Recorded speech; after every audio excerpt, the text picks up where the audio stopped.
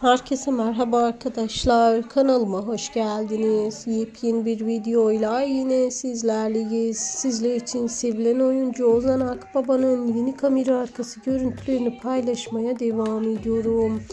Ozan Akbaba uzak şehirden sonra yeni işbirlikleriyle de devam etti. İşte gördüğünüz gibi Go Türkiye film çekilişinden muhteşem bir görüntü geldi.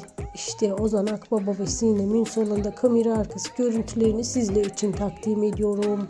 İstanbul Caddesi'nde koşarak film çekimleriyle devam eden Ozan Akbaba'dan kamera arkası görüntüleri sizler için takdim ediyorum. Ozan Akbaba ve Sinem Ünsal'ın yepyeni kamera arkası görüntülerini bir araya toplayarak sizler için paylaşmaya devam ediyorum. İşte görmediğiniz kareleri de videolara ekledim ve sizler için yayınlamaya devam ediyorum.